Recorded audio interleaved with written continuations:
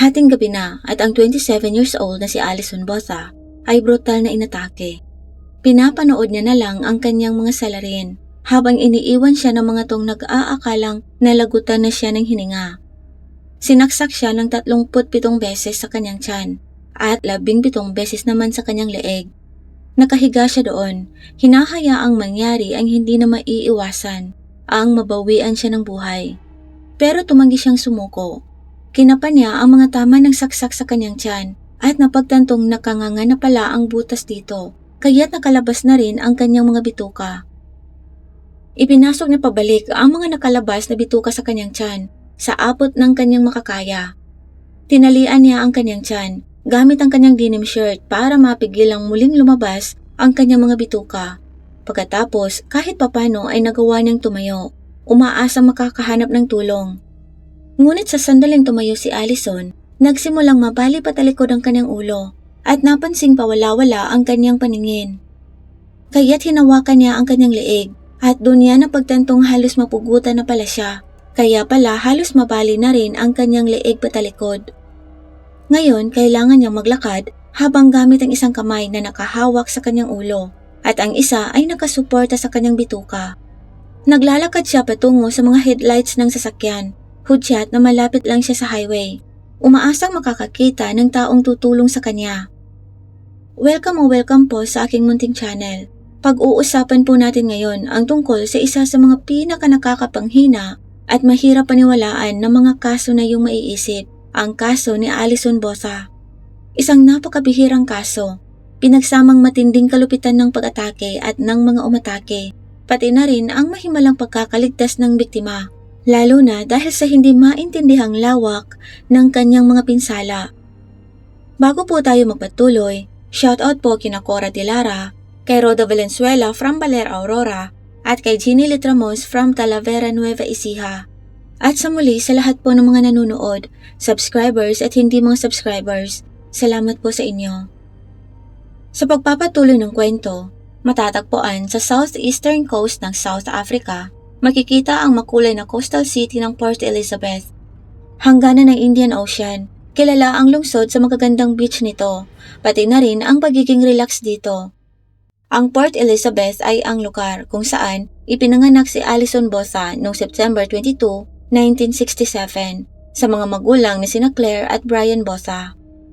Naghiwalay ang mga magulang ni Alison noong 10 taong gulang pa lang siya. Pagkatapos nito, tumira siya kasama ang kanyang ina at ang kanyang nakatatandang kapatid na lalaki. Isang matalinong estudyante si Alison, mahusay sa akademya. Pagkatapos makagraduate ng high school, naglakbay siya ng ilang taon upang tuklasin at kilalanin pang lalo ang kanyang sarili, bago bumalik ng Port Elizabeth kung saan nagsimula siya ng bagong trabaho bilang insurance broker. Masaya si Alison, kontento sa pamilya, mga kaibigan, at walang limitasyong mga posibilidad sa kanyang harapan. Yon ay hanggang sa makatagpo niya sina Franz Dutoit at Theon Kroger. Si Franz Dutoit ay isang 26 years old na ama at asawa na may mahaba at malawak na criminal history mula pa sa kanyang pagkabata. Nagkaroon siya ng maagang pagkahumaling sa panununog. Sinunog niya ang isang paaralan nung teenager pa lamang siya at mas lalo pang lumala ang kanyang mga aksyon sa paglipas ng mga taon.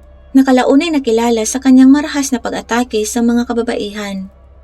Ngunit sa kabila ng maraming akusasyon ng panghahalay, halos palagi siyang nakakalusot ng may napakababa lang ng mga parusa.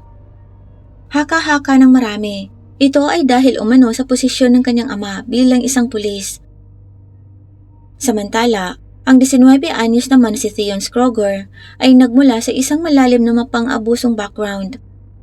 Sa halip na magkaroon ng isang pulis na ama gaya ni Dutoit, ang tatay ni Kroger ay isang kriminal. Ginugol ang halos lahat ng buhay nito sa likod ng mga rehas. At habang ang kaibigan niyang si Franz ay itinuturing ang sarili bilang malakas sa mga kababaihan, alam naman ni Kroger na wala siyang ganoong pagkakataon. Para sa kanya, hindi siya gwapo at hindi rin matalino, at alam niyang nanditiri ang mga babae sa kanya. Ito ay dahil sa patuloy na pambabastid sa kanya ng mga babaeng kanyang nililigawan na siyang dahilan ng malalim niyang galit para sa mga kababaihan. Ang dalawang lalaking ito ay parehong nakaramdam ng pagkalayo sa lipunan. Sina Franz at Kruger ay nagkasundong pagsamahin ang kanilang parehong lihis at walang kabuluhang pagwawalang bahala sa iba. Pareho din silang nakikibahagi sa satanismo, kaya't napakadelikado ng dalawang ito. At sa kasamaang palad, malapit na silang makatagpo ni Allison. December 18, 1994, masayang nagpapaaraw si Allison sa dalampasigan ng Port Elizabeth kasama ang ilang kaibigan. Pagkatapos, niyaya na silang sumama sa kanyang apartment kung saan ipagpapatuloy nila ang kanilang gabi na may mga laro at pizza para sa hapunan. Nang sumapit ang gabi, karamihan sa mga kaibigan ni Allison ay nagsiuwi na. Ang huling kaibigan gayunpaman ay walang sasakyan pa uwi. Dahil madilim na at sa mga alalahanin sa kaligtasan sa kapitbahayan, inalok ni Allison ang kaibigan niyang ito na ihatid na lang to sa kanila. Isang alok na magpapabago sa takbo ng kanyang buhay. Matapos iligtas na maihatid ang kanyang kaibigan, umuwi si Allison pagkaraan ng 3:00 ng madaling araw. Kaya lang pagkarating, may kumuha sa kanyang karaniwang parking space, kaya napilitan siyang humanap ng ibang parking spot na mas malayo sa kanyang apartment. Ipinarada ni Allison ang kanyang sasakyan sa bagong lugar. Pagkatapos tumagilid siya upang kunin ang isang bag ng malinis na labahan mula sa katabing passenger seat. Doon niya naramdaman ang alon ng mainit na hangin nang bumukas ang pintuan ng kanyang driver's seat. Idiniin ng lalaking nakatayo sa labas ng kanyang pintuan ang dalang kutsilyo nito sa liig ni Allison at sinabi sa kanyang umusog papasok sa passenger seat kundi tatapusin siya nito. Sinabi sa kanya ng salarin na Clinton ang pangalan nito pero kalaunan nakilala bilang si Franz Dutoit. Tiniyak sa kanya ng lalaki na sasakyan niya lang ang kailangan nito at hanggat susunod siya hindi siya nito sasaktan. Ibinigay sa kanya ni Allison ang susi ng kotse gaya ng hinihingi niya rito. Dahil sa takot, nanatiling tahimik si Allison habang nagmamaneho ang lalaki. Sinundo nila ang kaibigan nito, si Theon Kruger, bago tuluyang magmaneho, papunta sa disyerto sa labas ng lungsod. Habang nasa biyahe, nahuli ni Allison ang mga mata ng pangalawang lalaki sa rearview mirror. Hindi tulad ng driver na kahit papano ay nagpapanggap na pala kaibigan, kabaliktaran naman para sa lalaking nasa likod.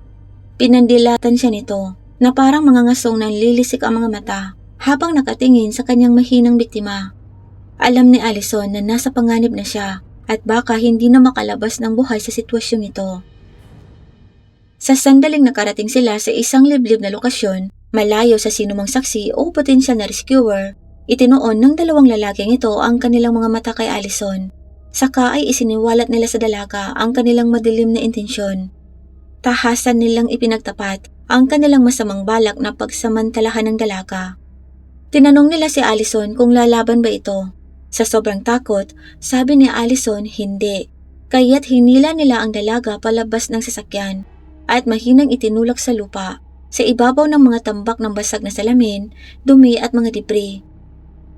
Una siyang pinagsamantalahan ni Franz Dutoit bago ipinasa kay Kruger na nagpatuloy sa marahas at brutal na paghalay sa kanya. Dahil sa kanilang naunang pag-aaresto sa mga kaso ng panghahalay, nakabuo ang magkaibigang ito ng isang nakakatakot na konklusyon. Upang maiwasan ang hustisya para sa kanilang krimen, kailangang wala silang iwanang saksi, kaya't napagpasyahan nilang tapusin ang kanilang biktima.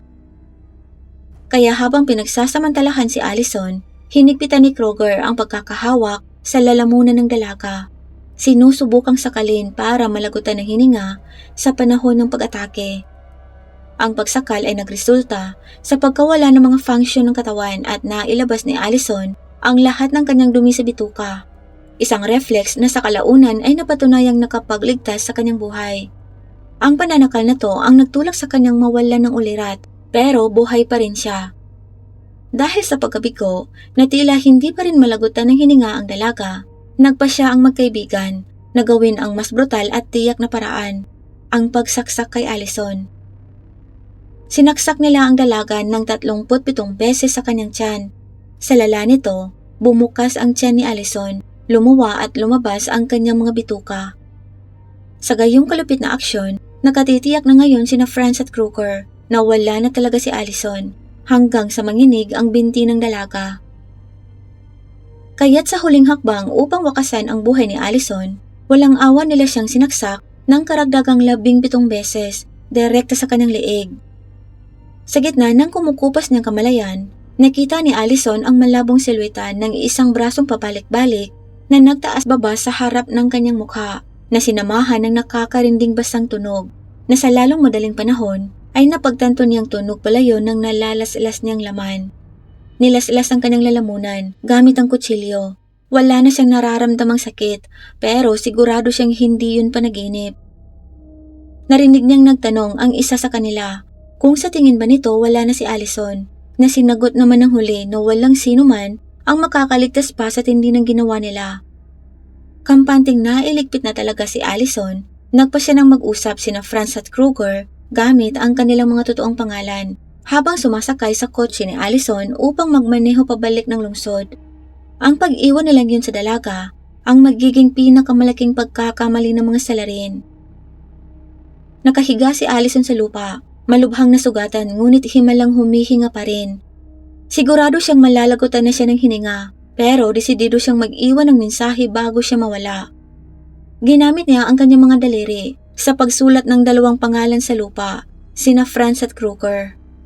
Sa ibaba ng mga pangalan ng kanyang mga salarin, nagdagdag siya ng isa pang mensahe sa pagkakataong ito sa kanyang pamilya. Isinulat ni Allison na mahal niya ang kanyang ina.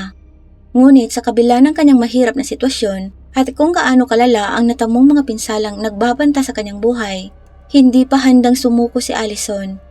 Nakikita niya ang mga headlights sa di kalayuan sa pamamagitan ng mga palumpong. Kung makakarating siya sa kalsada, maaaring magkaroon siya ng pagkakataong mabuhay. Kaya't sa kabila ng kanyang pagkahapo at ang napakatinding laban sa harap niya, kumuha ng sapat na lakas si Allison upang magsimulang kumilos. Habang patuloy siyang mawalan ng malay at muling magkamalay, ang una niyang dapat gawin ay upang kahit papaano, isecure ang kanyang nakalabas na mga bituka sa kanyang mga nakangangang tiyan. Hubot-hubad nakita ni Allison ang kanyang denim shirt sa malapit. Itinali ito sa kanyang katawan sa pagtatangkang pansamantalang maibalik ang kanyang bituka pero hindi yun nailagay ng maayos. Nagsimulang gumapang si Allison ngunit napagtantong masyadong mabagal at nakakaubos ng oras ang paggapang. Kaya nagpasya siyang bumangon at maglakad. Kaya lang pagkatapos tumayo, hindi niya inaasahang nababali patalikod ang kanyang ulo at nawawala na rin ang kanyang paningin. Sobrang tindi ng pagkakalaslas ng mga salarin sa kanyang lalamunan na halos pugutan na siya ng mga to. Kaya't wala siyang ibang pagpipilian kundi ang maglakad gamit ang isang kamay inaalalayan ng kanyang bituka at ang isa pa ay nakahawak sa kanyang ulo sa pwesto. Sinabi niya kalaunan na nang hinawakan niya pabalik sa pwesto ang kanyang ulo, bumalik rin ang kanyang paningin kahit pansamantala. Maraming beses umano siyang nadapa, ngunit nagawa pa rin niyang bumangon. Hanggang sa tuluyan niyang narating ang kalsada. Sa kalsada kung saan, sa wakas ay magbabago ang swerte ni Allison. Pagdating niya, pagod na siya. Ngunit sa kabila ng kanyang kalagayan at lahat ng kanyang tiniis, mayroon pa rin siyang tamang presensya ng pag-iisip upang ipwesto ang sarili sa pinakamagandang lugar para makatawag ng pansin. Bumagsak siya sa gitna ng kalsada sa may puting linya. Naaalala niyang may isang kotseng papalapit at bumagal sa pagtakbo. Pero pagkatapos ay nagpatuloy sa paglagpas sa kanya nang makita nila ang hubad, duguan at gulay na katawan ng dalaga. Pagkatapos may isa pang kotse. Ang isang ito ay sinasakyan ng magkakaibigang nagbakasyon sa Johannesburg. Isa na rito ay si Tian Eilard. Ang veterinary student na si Tian at ang kanyang mga kaibigan ay natakot nang makita ang duguan at halos mapugutan ng katawan sa kalsada. Agad silang huminto para tumulong. Tumalon si Tian sa labas ng kotse, hinawakan ang nanginginig na kamay ni Allison. Nag-alok siya ng kaginhawaan na kaya niya sa halos wala ng malay na dalaga. Dahil sa kanyang kaalaman sa veterinaryo, agad na ginamit ni Tian ang kanyang kamiseta at ginawang pansamantalang bindahe sa nakalantad na thyroid ng dalaga upang mapigilan ang pagdaloy ng dugo mula sa nilas-ilas na liig nito.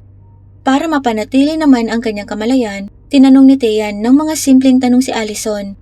Nang walang kakayahang magsalita, nakipag-usap si Allison sa pamamagitan ng tahimik na pagpisil sa kamay ng estranghero. Isang beses para sa oo, 2 beses naman para sa hindi. Sinabi ni Tian kalaunan na inilagay siya ng Diyos sa kalsada ng gabing yun para sa isang dahilan. Gumugol siya ng buong 45 minutes sa pakikipag-usap sa dalaga, pagtatanong at pag-aliw dito hanggang sa dumating ang isang ambulansya. Pagkatapos ng dapat sana ay 15 minutong biyahe lang. Ang mga ekspresyon ng mga paramedics sa unang pagkakita kay Allison ay nagsasabing kahit sino makakita sa dalaga, imposible na itong makakaligtas sa ganoong kalupit na sitwasyon. Nang oras na para ilipat si Allison sa ambulansya, tumanggi itong bitawan ng kamay ni Tian, kaya't sumakay na rin ang binata kasama niya papuntang ospital. Nagulat din ang mga kawani ng bahay pagamutan sa tindi ng mga pinsala ni Allison nang dumating ito. Sinabi ng isang doktor, si Alexander Angelov, na hindi pa siya nakakita ng ganoong matinding pinsala sa kanyang 16 na taon ng pagsasanay sa medisina. Sa kabila ng pagkakasaksak ng mahigit 50 beses, himalang walang tumama sa kanyang mga vital organs o mga arteries. At dahil sa nailabas niya at wala ng laman ng kanyang mga bituka, bunga ng pagkakasakal, hindi naging septic ang kanyang abdominal cavity. Isang impeksyon na lubhang nagbabanta sa buhay, nadala ng bakterya na karaniwang nagmumula sa bituka. At hindi rin siya nagkaroon ng anumang impeksyon kahit na natatakpan ng mga dumi ang mga nakanganganyang sukat.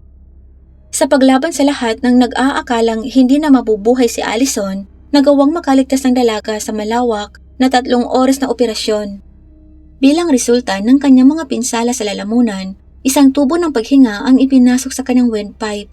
At kahit hindi siya makapagsalita, nakilala pa rin niya ang 2 lalaking responsable mula sa isang photo lineup na ipinakita sa kanya ng mga investigador.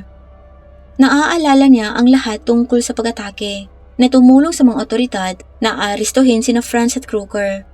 Dahil sa kanilang malawak na mga kriminal na record, ang pagdakip kina Franz at Kruger ay isang direktang gawain para sa mga investigador.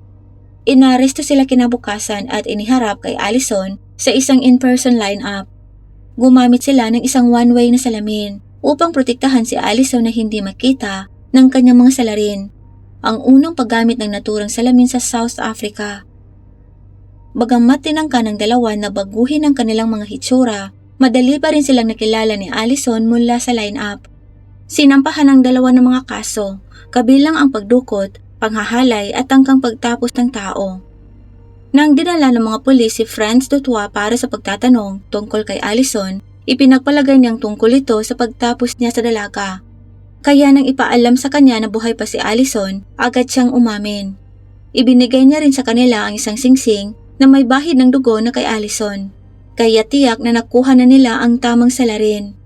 Pagkatapos ay sinabi ni Franz Dutoit na sinapian siya ng demonyo at kailangan niya ng exorcism. Nakapagtatakang nagpakuha naman ng pari ang mga pulis upang isagawa ang ritual. Ngunit kahit ito ay hindi makakapagprotekta sa mga salarin ni Allison mula sa pagharap sa hustisya. June 12, 1995, nagsimula ang paglilitis. Isa sa mga abogado ng depensa ang umatras para sa etikal ng mga kadahilanan pagkatapos na maging pamilyar sa mga detalye ng kaso. Nagawa ni Allison na harapin ang kanyang mga umatake at tumistigo laban sa kanila.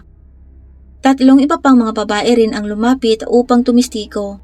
Isang estudyante na naunang hinala ni Franz Dutoit at isang buntis na babae na pinagsamantalahan nilang 2 ni Kruger ilang linggo bago ang kakilakilabot na ginawa nila kay Allison. Binalaan ni na Franz at Kruger ang buntis na huwag pumunta sa himpilan ng pulisya na agad namang ginawa nito nang pakawalan siya ng 2. Malamang ito ang nagpalakas sa determinasyon ng magkaibigan na huwag nang iwanang buhay ang sino mang kanilang mabibiktima sa susunod. Kaya lang pagkatapos maaresto ng 2 sa paghalay sa buntis, mabilis din silang pinalaya. Ang pangatlong babae na humarap ay swerte nakatakas sa 2 sa parehong nakakatakot na kapalaran halos kasabay ng pag-atake kay Allison. Napansin nitong sinusundan siya ng 2 lalaki habang papunta siya sa isang parking spot. Mabilis niyang nailak ang pinto ng kanyang sasakyan habang tumatakbo ang 2 patungo sa kanya. Nakilala niya ang 2 ito mula sa balita tungkol kay Allison na sila ang parehong mga lalaki sa parking spot nung gabing yon. Sa napakaraming ebidensya laban sa kanila at mga mabisang patutuo mula sa kanilang mga biktima, Noong August 7, 1995, inihatid ang hatol. Napatunayan silang nagkasala sa lahat ng kasong isinampa laban sa kanila. Nasindak sa matinding antas ng kalupitan at karahasan sa kaso. Hinatulan ng hukom si Franz Tutwa ng 3 habang buhay na sentensya, habang si Theon Kroger ay nakatanggap ng 1 habang buhay na sentensya kasama ang 25 years sa likod ng mga rehas. Sinabi ni Judge Chris Johnson na kailangan niyang linawin na isang banta sa lipunan sina Franz at Kroger at hindi dapat pang palayain pa. Sa kasamaang palad, lahat ng mga bilanggo na nasintensyahan bago ang October 2004 sa South Africa ay karapat-dapat para sa parol.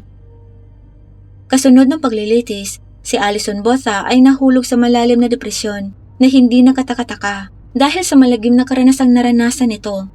Gayunpaman lumitaw ang pag-asa nang makita niya ulit ang isang kaibigan na nagbahagi sa kanya ng mga sarili nitong trauma at mga pakikibaka sa kalusugan ng pag-iisip. Lumalim ang kanilang koneksyon na humantong sa kanilang kasal noong February 1997 na kalaunay biniyayaan ng 2 anak na lalaki. Ang engkwentro naman kay Alison Botha nung malagim na gabing yon ay lubhang nakaapekto kay Tian Eilard, ang binatang matapang na tumalon sa kanya para siya mailigtas. Napagtanto ni Tian na ang kanyang tunay na tungkulin sa larangan ng medisina ay kung saan gagawa siya ng pangmatagalang pagbabago sa buhay ng iba. Tulak ng kakaibang karanasang yon, gumawa siya ng desisyon na baguhin ang kanyang landas ng karera at maging isang doktor. Nananatili pa rin silang magkaibigan ni Alison hanggang ngayon at tumulong pa sa pagpapaanak kay Alison nung isinilang nito ang pangalawang supling. Sa paglipas ng panahon, inilipat ni Alison ang kanyang bangungot na karanasan sa isang bagong pag-asa. Noong 1998, inilathala niya ang kanyang survival memoir na pinamagatang I Have Life na naibenta sa buong mundo at naging bestseller na isinalin sa 7 wika. Dahil sa inspirasyon ng isang kahanga-hangang kwento, naging isang hinahangad na motivational speaker si Alison. Naglalakbay ng malawakan upang ibahagi ang kanyang mga karanasan at magbigay ng inspirasyon sa iba pang mga biktima. Sa gitna ng mga tagumpay na ito, isang production company ang lumapit kay Alison upang ilabas ang kanyang kwento sa isang pelikula. Pumayag siyang makipagtulungan sa direktor at manunulat na si Yuka Carlini na naantig at humanga sa kanyang kwento na pinasiklab ng isa sa mga makapangyarihang talumpati ni Alison. Sa panahon ng paggawa ng pelikula, nakipag-ugnayan si Franz Tutwa kay Carlini gamit ang cellphone ng isang warden sa bilangguan. Sa kabila ng hindi maisip na sakit na ginawa niya kay Alison at sa hindi mabilang na iba pang mga kababaihan, walang kahihiyan siyang nag-alok ng panayam sa kamera, kapalit ng isang pinirmahang liham ng pagpapatawad mula kay Alison at humingi ng party sa kita mula sa kanyang mga libro at mga talumpati. Sinabi niyang may karapatan din siya at nararapat na bahagian ni Alison ng kita nito. Sinabi niyang dahil kung wala siya, wala ring maibabahaging kwento si Alison. Gayunpaman, mariing tinanggihan ang kanyang alok. Natapos at ipinalabas ang pelikula noong 2016. Naging unang pelikula sa kasaysayan ng South African cinema na napili para sa sayaw kasama ang mga pelikula ng Los Angeles and the Fest. Noong 2016, pinarangalan ng Nelson Mandela Metropolitan University si Alison ng Council Prestige Award bilang pagkilala sa kanyang pangako sa pagbibigay kapangyarihan sa iba. Habang si Franz Tutwa ay nagsisilbi sa kanyang sentensya sa bilangguan sa isang maximum security prison na matatagpuan sa Free State Province ng South Africa, kasama ang mga bilanggong hinatulan ng mabibigat na pagkakasala. Si Theon Kroger naman ay nakakulong sa bilangguan ng CMAX na matatagpuan sa Pretoria, South Africa. Isa ito sa pinaka-secure na bilangguan sa bansa, tahanan ng mga bilanggong tulad ni Kroger na nahatulan dahil sa malubha at marahas na krimen. Idinisenyo ito upang mabawasan ang panganib ng pagtakas at mapanatili ang mataas na antas ng seguridad sa lahat ng oras. Sa kasamaang palad, noong nakaraang taon 2023, pinalabas na sina Franz at Kroger sa pamamagitan ng parol at ngayon ay pareho ng malaya. Marami ang humanga sa lakas ni Alison. Ang karumaldumal pati ang kalupitan ng ilan sa mga kriminal sa paligid ay maaaring maging napakalubha. Kaya kahanga-hanga kapag nakakatagpo tayo ng mga biktimang lumalaban at nagtatagumpay sa ganitong kalupitan. Si Alison ay kasing lakas nila at umaasa po akong nabigyan siya ng hustisya. Ano po ang tingin niyo sa kasong ito? Mangyari pong ibahagi ang inyong mga opinion sa comment section sa ibaba. At kung nagustuhan niyo po ang video nito, malaking tulong na po sa akin ang pag-like at pag-share ng video. At huwag pong kalimutang mag-subscribe para ma-notify kayo sa mga bagong kasong ibabahagi ko tulad nito. Ito lang po para sa araw na to. Salamat po sa panonood. Mag-ingat po tayong lahat.